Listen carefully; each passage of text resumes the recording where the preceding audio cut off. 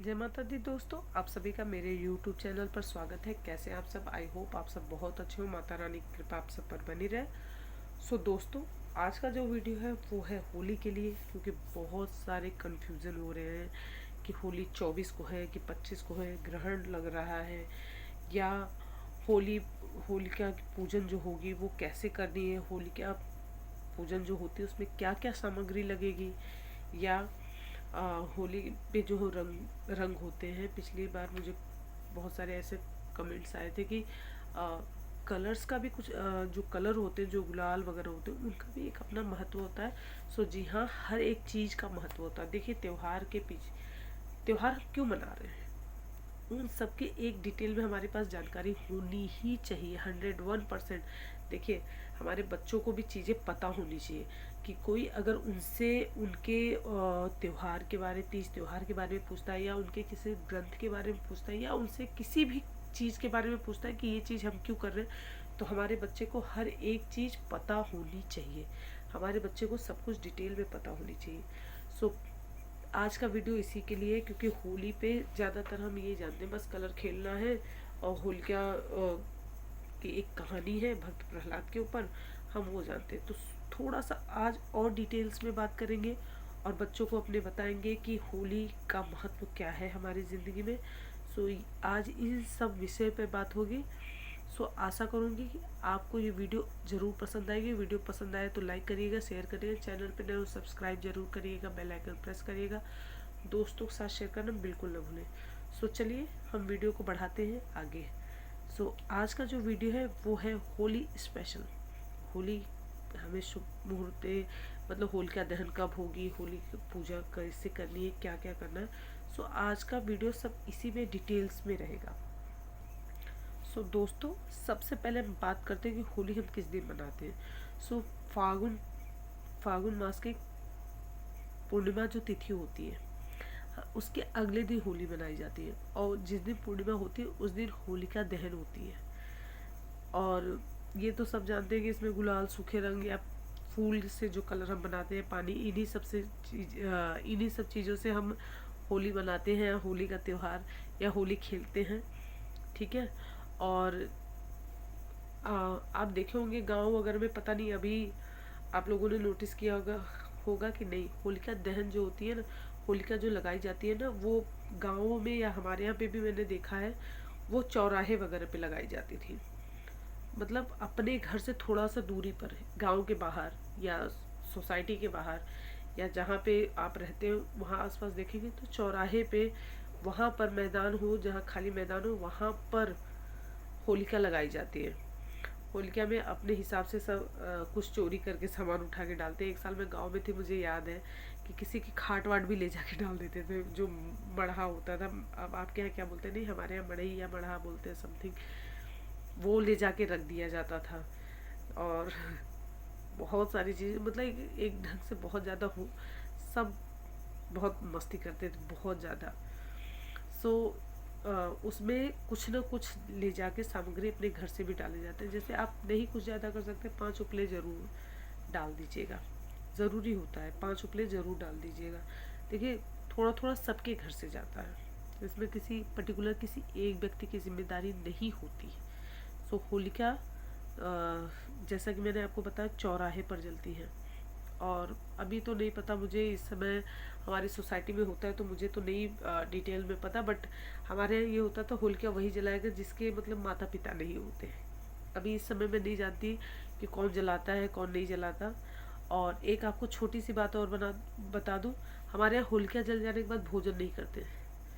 मतलब होलिका जल गई तो भोजन नहीं कर सकते, इसलिए भोजन वगैरह पहले ही कर लिया जाता था। उसके बाद चूल्हा नहीं जलाते, फिर अगले दिन ही जो पूड़ी पकवान बनने होते हैं वो अगले ही दिन बनेंगे। चलिए अब हम अपनी बात पर वापस आते हैं। इस बार जो होली है वो 25 मार्च को मनाई जा रही है, दिन सोमवार को। और होलिका दहन जो है उससे एक दिन पहले 24 मार्च को किया जाएगा। होलिका दहन जो है वो बुराई पर अच्छाई की जीत का प्रतीक है। कहा जाता है कि इसमें सुख, समृद्धि, खुशियाँ आती हैं, और सभी नकारात्मक ऊर्जा जो है और बीमारियां जो है वो नष्ट हो जाती हैं। तो इस बार जो होलिका दहन है वो 24 मार्च यानी दिन रविवार को होगा और 25 मार्च दिन सोमवार को हम होली खेलेंगे। अब आते हैं कि हम होलिका दहन का जो समय है वो कितने बजे से कितने बजे तक है। तो होलिका दहन का जो शुभ मुहूर्त है वो है 24 मार्च को 24 मार्च 2024 का शुभ समय जो है वो है रात में 11:13 से लेकर 12:27 तक का। सो उस समय होलिका दहन होगी। अब सब देखिए शहर के हिसाब से या अपने अपने वो पंडित जी विशेष मुहूर्त बताते हैं, तो वो सबका नगर में अपने अपने हिसाब से है कि भाई जिसकी जो सोसाइटी है, जिसकी जो कॉलोनी, वहाँ अपने हिसाब से लोग होलिका दहन करेंगे। लेकिन होलिका दहन का जो समय है वो यही है, इसे आप नोट कर लीजिए। और पूर्णिमा तिथि जो है वो शुरू हो रहा है रविवार को, रविवार 24 मार्च को शुरू हो रहा है सुबह 9:54 से। और इसमें भद्रा भी कहा जा रहा है। सो 11:15 रात को 11:13 से कोई भद्रा नहीं है। सो उस दिन बहुत आराम से होलिका दहन हो सकता है, जिसका मैंने टाइमिंग आपको बता दिया। और 25 मार्च को होली खेली जाएगी। उस दिन भद्रा भी लग रहा है, तो भद्रा जो कि 11:13 से पहले हट जाएगा, तो उसके बाद होलिका दहन में होलिका दहन की जा सकती है। अब हमें होलिका पूजन कब करनी है, तो दोपहर में आप 24 मार्च को दोपहर में 2:20 के बाद या 2:20 के बाद ही, उससे पहले नहीं। सो 2:20 के बाद ही आप होलिका पूजन कर सकते हैं। अब मैं आपको बता देती हूँ कि होलिका पूजन में हमें सामग्री क्या क्या चाहिए होगी, तो आप नोट कर लीजिए। होलिका पूजन में हमें सामग्री चाहिए होगी, एक हमें चाहिए होगा नारियल, जो पानी वाला नारियल होता है जैसे हम कलश पे रखते हैं, तो वो नारियल ले लीजिएगा। जल से भरा कलश हम लेके ही जाते हैं जल चढ़ाने के लिए, चारों तरफ परिक्रमा करते हैं जब, तो हमें वहाँ पर जल जरूर चाहिए होता है। दीपक चाहिए होगा, वो आप तिल के तेल का या घी का ले सकते हैं, वो आपके अपने ऊपर है। रुई की बाती, पीतल या मिट्टी का दिया जरूर ले लीजिएगा। हल्दी ले लीजिएगा। कच्चा सूत धागा जो होता है वो जरूर ले लेना है। गाय के गोबर के बने हुए उपले मार्केट में बहुत इजीली मिलते हैं, वो जरूर ले लीजिएगा। वो कहते हैं कि उपले में खिलौने बने होते हैं, होलिका और प्रहलाद की मूर्तियाँ भी, मतलब जैसे उनके बना के देते हैं प्रतिमा के रूप में, आप वो ले सकते हैं। कुमकुम, पुष्प, लकड़ी के गट्टे होते हैं, जैसे कि मैंने आपको स्टार्टिंग में बताया कि आप 5 उपले लेकर अलग से जैसे जो होते हैं, और लकड़ी के गट्टे लेकर आप डाल सकते हैं उसमें। मूंग की दाल, बहुत जगह देखिए अलग अलग अपना अपना रिवाज होता है, बहुत जगह डलती है और बहुत जगह मुझे नहीं पता। कि हमारे यहाँ पर पूजा की सामग्री में जैसे बतासे हो गए, या गुलाल हो गया, गंगा जल हो गया, धूप हो गया, कपूर हो गया, ये सब जो पूजा की सामग्री पूरी होती है वो जरूर डलती है उसमें। और चंदन हो गया, रोरी रक्षा, जो भी हमें चढ़ाना होता है वो हम चढ़ा देते हैं। मिठाई, फल जो हमारे सामर्थ्य है वो चढ़ाते हैं। गेहूं की बालियां जाती हैं, गेहूं की बालियां भी चढ़ाई जाती हैं। और देखिए आप लोगों के यहाँ होता है कि नहीं होता, हमारे यहाँ अपटन भी डाला जाता है। अपटन वो होता है जैसे कि सरसों हम किसी शुभ दिन ले लेंगे, किसी भी शुभ दिन आप खरीद लीजिए, जैसे आप सोमवार को सरसों ले सकते हैं, बुधवार को ले सकते हैं, शुक्रवार को ले सकते हैं, ये 3 दिन, ठीक है। लेके इसे भून कर रख लीजिएगा। सोमवार, बुधवार या शुक्रवार, शनिवार को भी आप भून सकते हैं, भून के रख लीजिए। और तो जैसे संडे को होलिका दहन होगी, तो संडे को हमारे यहाँ उपटन लगाया जाता है, भाई यूपी में तो ये प्रसिद्ध है। सो इसे पीस के इसमें थोड़ी सी हल्दी डालकर ये लगाया जाता है। देखिए सबका एक अपना अपना वो है, अलग अलग सोच है कि उपटन जो होता है ना उसे उतार के झाड़ लीजिए, उतार लीजिए। जब उपटन हम लगाते हैं तो उसको रगड़ेंगे तो फिर उसके बाद उसे साफ कर लिया जाता है। और उसमें वो जो पूरा इकट्ठा होता है ना, वो आप एक गोबर में, नहीं गोबर आजकल मिल पा रहा, तो एक कागज की पुड़िया में बना के ले जाके माँ होलिका को प्रार्थना करते हुए डाल दीजिए कि भाई मेरे बच्चे के ऊपर जो भी नज़र हो, टोना हो, टुटका हो, या कोई भी उसे बीमारी हो, वो सब होलिका में डाल देने से बच्चे की नज़र वगैरह सब उतर जाती है। सो ये चीज़ किया जाता है, ये मैं अपने बच्चों के लिए भी करती हूँ और सभी करते होंगे जो उधर के हैं। तो ये एक इजी चीज़ है, अगर आप नहीं जानते तो ये ज़रूर करिएगा कि आप अपटन बना लीजिए, उसे मिक्सर में पीस लीजिए या आपके यहाँ सिलबट्टा हो तो आप उसमें भी पीस सकते हैं। पीस कर आप बच्चे के शरीर पर लगा दीजिए, या घर में किसी की भी तबीयत ज़्यादा ख़राब रहती है आप उनके लिए भी ये चीज़ कर सकते हैं। परिक्रमा करते हुए आप डाल दीजिए। अब मैं आपको बता देती हूँ पूजा विधि, कैसे पूजा करनी है। तो आप सबसे पहले जाएंगे, जल चढ़ाएंगे थोड़ा सा। उसके बाद जो आप उपले का ले गए हैं, गट्ठल जो बना होता है वो ले जाए, वो मार्केट में देखिए इजली मिल जाता है, आप वो पहना देंगे, माला के तौर पे पहनाया जाता है। उसके बाद उन्हें अक्षत पुष्प चढ़ाएंगे।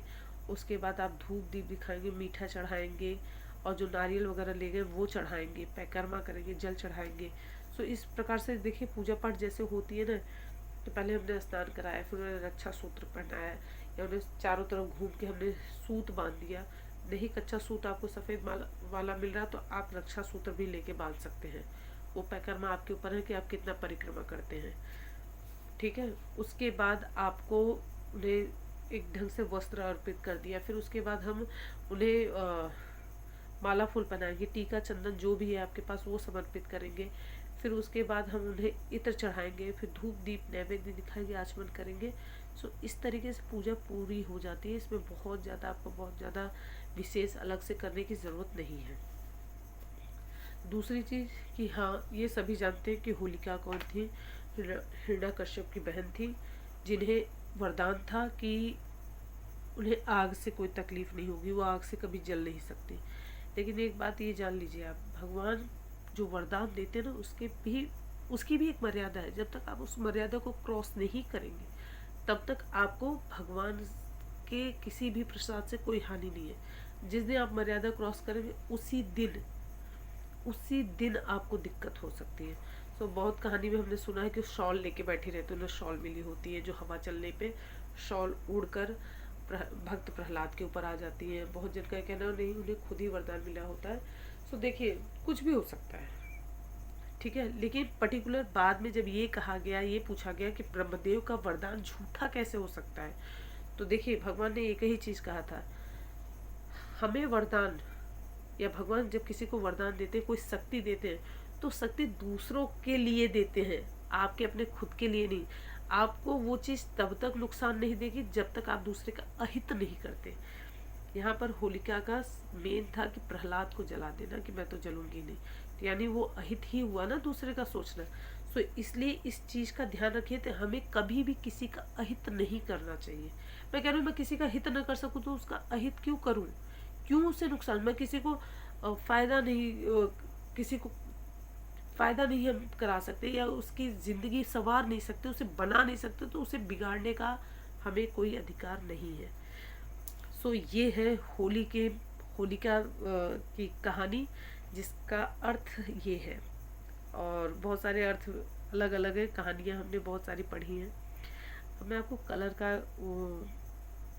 हाँ, गुलाल जरूर चढ़ाइएगा, होलिका में गुलाल जरूर चढ़ाया जाता है। और शाम के समय जब होलिका दहन हो तो अपने घर से बालियाँ ले जाइए। देखिए आजकल तो खेत वगैरह, तो जो शहर में रह रहे हैं वो खेत कहाँ से पाएंगे। सो मैं जो उपाय करती हूँ मैं आपको बता देती हूँ।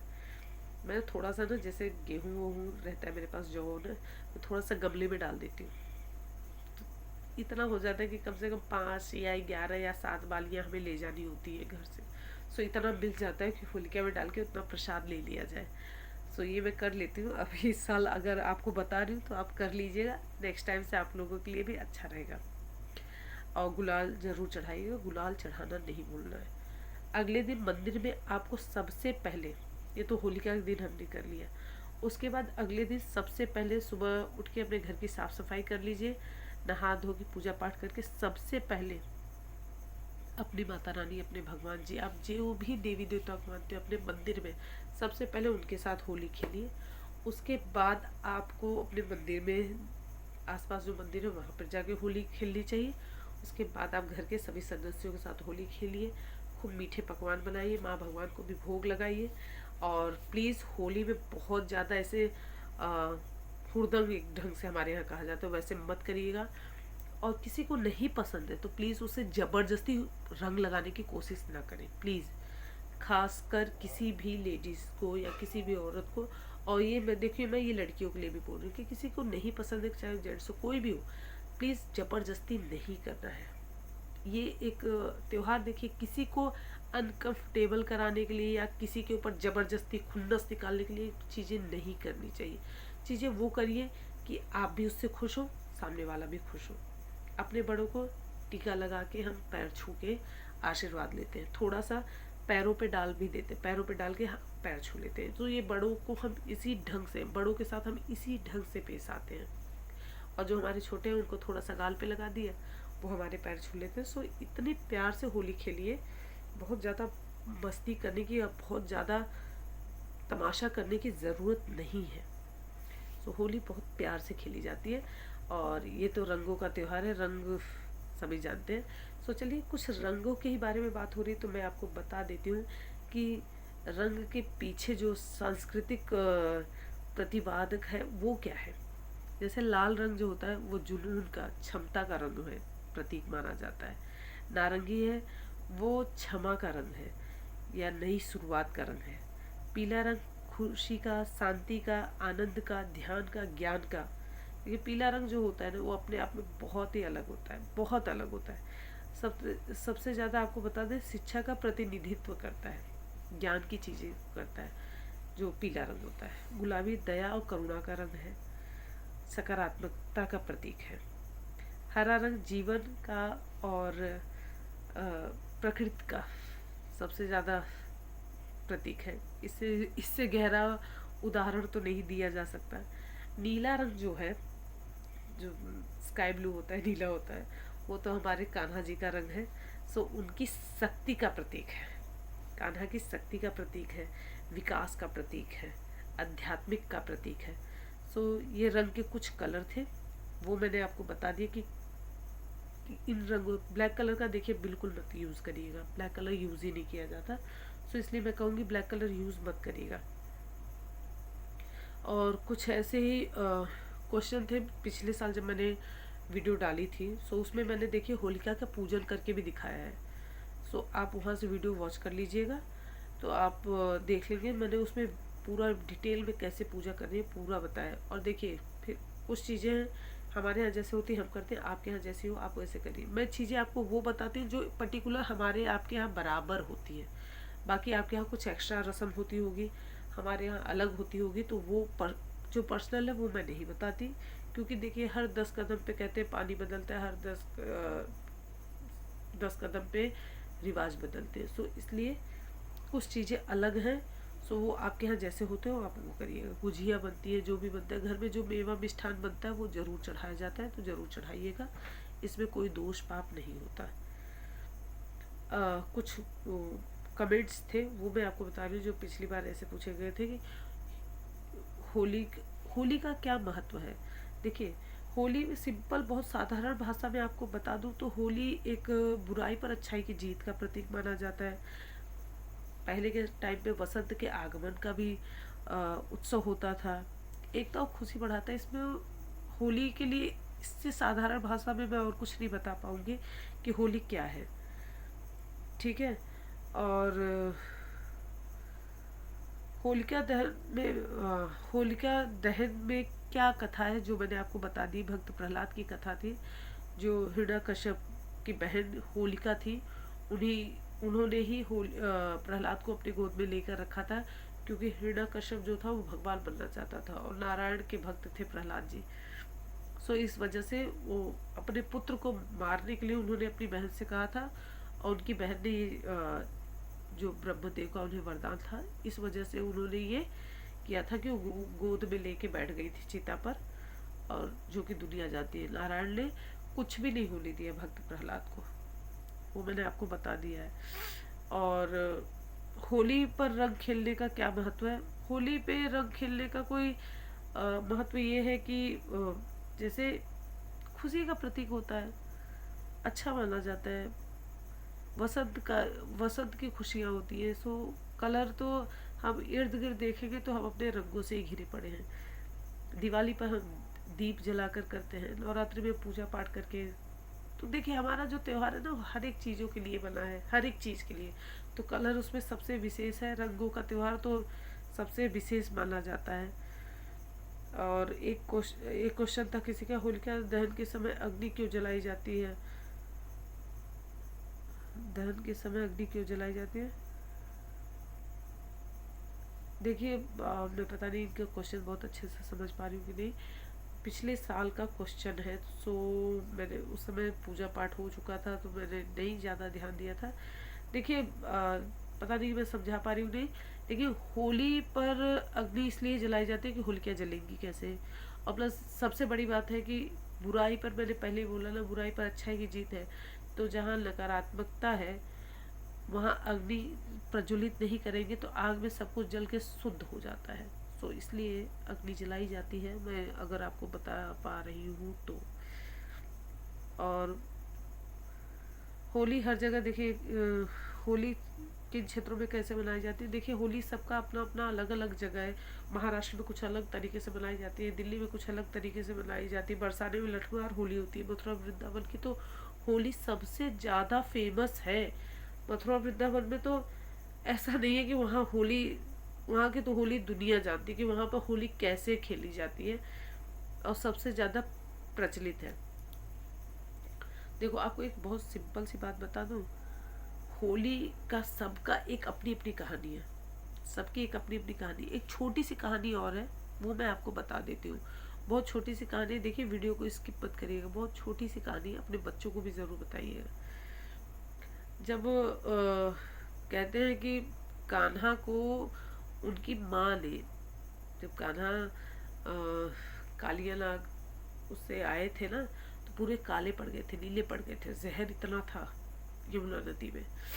तो उस समय उनकी माँ ने जब अपनी माँ से बोले कि माँ राधा बहुत गोरी लग रही है, मैं काला सा लग रहा हूँ, तो उन्होंने कहा कोई बात नहीं, तुम भी उन्हें कलर लगा दो नीले रंग का। कहे माँ मैं नीला पड़ गया हूँ एकदम, इसलिए वजह से सब मुझे चढ़ा रहे। तो क्या तुम भी उन्हें कलर लगा दो। तो कान्हा ले जाकर राधा को भी नीले रंग का रंग दिए थे, जो कि वो ऑलरेडी कान्हा के रंग में रंगी हुई थी। फिर भी भगवान ने बाल लीला में ये भी चीज़ किया है। सो एक ये भी कहानी कही जाती है कि तब से लोगों ने त्योहार मनाना शुरू कर दिया होली का। और भगवान श्री कृष्ण राधा की प्रेम कहानी जो है वो पूरी दुनिया को पता है। राधा से प्रेम भगवान श्री कृष्ण का क्या था ये किसी को बताने की ज़रूरत नहीं है। और कृष्ण अपने काले नीले रंग की वजह से जब वो हो गए ना, तो उन्होंने राधा रानी को, रंग गोरा था, उन्होंने उन्हें कलर कर दिया था पूरा कि मैं इस कलर में हूँ तो ये भी इसी रंग की रहेंगी, तो ये मुझे चिढ़ा नहीं पाएंगी। सो इस वजह से उन्होंने पूरा कलर लगा दिया था राधा रानी को। तो कान्हा चाहते थे कि राधा जी भी उनके ही रंग में रंगी रहे, कान्हा के ही रंग में वो भी रंग जाए, जो कि वो ऑलरेडी पहले से ही रंगी हुई थी। सो इसलिए उसी कहते हैं उसी साल से फिर होली का त्योहार मनाया जाने लगा और सब होली खेलने लगे रंगों से। सो होली एक राधा श्री कृष्ण भगवान के, माँ राधा के और भगवान श्री कृष्ण के शाश्वत प्रेम की भी एक निशानी है, एक कहानी है। सो इसलिए कह रही हूँ कि होली, देखिए हमारे यहाँ हर एक त्योहार अपने आप में बहुत विशेष होता है। किसी न किसी चीज़ के पीछे बहुत ठोस कारण है और कुछ न कुछ अच्छाई छुपी है। सो इसलिए हमें, अभी मैंने कहा ना, इस ढंग से कलर लगाइए कि किसी को भी बुरा न लगे। और कोशिश करिए कि गुलाल से खेले, गुलाल ईजिली छूट जाता है। सो इसलिए कह रही हूँ। और आपसे फिर से प्रार्थना करूँगी कि ऐसा बिल्कुल न खेलें कि किसी को इससे तकलीफ़ हो। देखिए खुशी वो नहीं होती जो हम खुश हो जाए और सामने वाला तकलीफ में रहे। सो प्लीज़ ऐसे कोई भी ऐसा कोई होली न खेलिएगा कि जिससे हमें अच्छा लगे और दूसरे को तकलीफ हो। सो ये चीज़ हमें नहीं करनी है। सो आशा करूँगी दोस्तों आपको ये वीडियो ज़रूर पसंद आया होगा। तो वीडियो पसंद आए लाइक करिए, शेयर करिए, चैनल पर नए हो सब्सक्राइब जरूर करिएगा, बेल आइकन को प्रेस करिएगा, दोस्तों के साथ शेयर करना बिल्कुल ना भूलें। क्योंकि लास्ट टाइम देखिए मैंने वीडियो ना एक दिन पहले ही डाली थी, सो इसलिए कमेंट्स जो आए थे मैं उस समय नहीं बता पाई थी। इस बार मैंने 2-3 दिन पहले वीडियो डालने की कोशिश की है। सो आपका कोई भी कमेंट्स हो तो ज़रूर बताइएगा, मैं पूरी कोशिश करूँगी कि मैं उसका आंसर दे सकूँ, या कोई भी और आपको चीज़ें पूछनी हो तो आप वो भी कर सकते हैं। सो मैं मिलूँगी अब आपसे नेक्स्ट वीडियो में, और सभी को एक बार हैप्पी होली। सो आशा करूँगी दोस्तों आप सबको ये वीडियो ज़रूर पसंद आया होगा। तो चलिए मिलती हूँ मैं आपसे नेक्स्ट वीडियो में, तब तक के लिए जय माता दी, हैप्पी होली।